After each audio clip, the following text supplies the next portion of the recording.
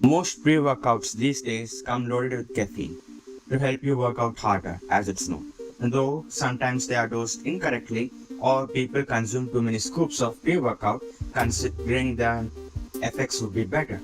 You must limit your caffeine as it can cause serious health consequences. CL, a 32-year-old female, took pre-workout before going to the gym. She thought the more caffeine she took, the better the results. And instead of taking the prescribed amount in a small dispenser, she used a bigger scoop and took about 5 grams of caffeine instead of its regular dose of 300 milligrams. The woman then was rushed to the ER because she was complaining of weakness, anxiety, dizziness, and malaise. However, she denied any chest pain or fever.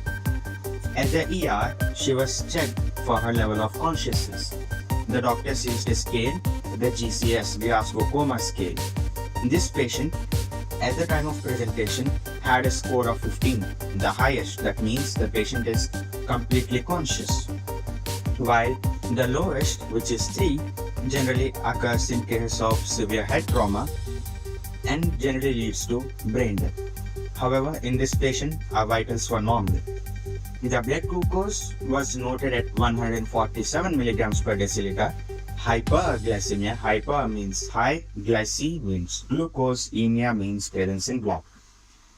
Soon after this observation, the patient felt dizzy again and she threw up. The patient was agitated too. At this point, her mental status declined rapidly. Her GCS score, which was once 15, was down to 11. Her BP, though normal, she had an increased heart rate, tachycardia, or tachy meaning fast, cardia, heart, at around 160 beats per minute. The doctors then immediately checked her ECG and found polymorphic wide complex tachycardia. ECG can tell us a lot about what's happening in our body. This type of severe tachycardia and arrhythmia, because of polymorphic as in the heart is not beating regularly, means that the patient can be under adrenaline stimulation and other metabolic disorders like too much or too little of electrolytes. Upon checking the arterial bed gas, basically checking the pH of her blood to know if she is acidotic, basic or alkalotic, and the oxygenation status of the blood, it was found that she had a pH of 7.29, while the normal should be between 7.35 and 7.45. As we can see, even a tiny change under or over the normal value can cause serious health issues. Shows how carefully our bodies are maintained at an equilibrium. Her other parameters revealed bicarbonate levels of 16.1 millimoles, while the normal should be between 22 and 26. If you know your chemistry, you know that low levels of bicarbonate, a base, and alkali means there are high levels of hydrogen ions, H+, which can make the blood more acidotic. She also had high lactate levels, suggestive of tissue damage due to lack of oxygen. Her other labs showed mild leukocytosis or elevated white blood cell count, white blood cells which generally fight off infections. However, in this patient, it can also be elevated due to inflammation, mildly however. The patient also was noted to have hyperglycemia.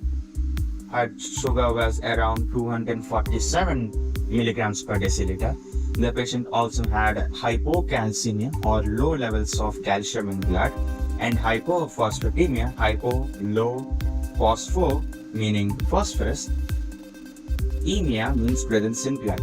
All of these are known effects of caffeine or any other sympathomimetic toxicity, or the agents that can make your heart go faster and cause heart attack and excessive urination. The lower levels of electrolytes like calcium and phosphorus all shows that the patient was losing volume. This can be due to urination and sweating. The more stimulated you are, the more that patient can urinate and sweat. Urination is also a known side effect, diuresis of caffeine. All of these can cause the heart to go haywire, and it is a leading cause of death due to caffeine ingestion.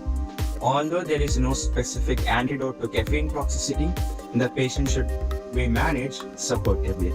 The patient was given propranolol, a beta blocker.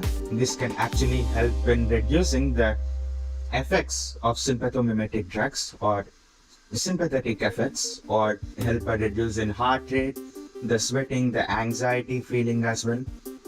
The patient was then replenished with potassium and phosphorus, which were low in the patient, and with the correction of phosphorus and potassium, the calcium levels also get corrected in our body to restore normal electrolyte balances. So was also given regular IV saline to correct her dehydration. The patient were then revealed that she was consuming too much caffeine before coming to the ER. After stabilization, the patients were then observed for 48 hours and was discharged with a follow-up cardiac stress test to rule out any other heart problems. This case is an excellent demonstration of why caffeine intake can be dangerous. It doesn't take a lot of it to cause severe toxicity and poisoning. It is common among students and avid gym goers to drink copious amount of caffeine before exams or before working out. It is highly inappropriate and dangerous to do so. Always be careful with caffeinated products, take care, and always remember to not take more than what is prescribed.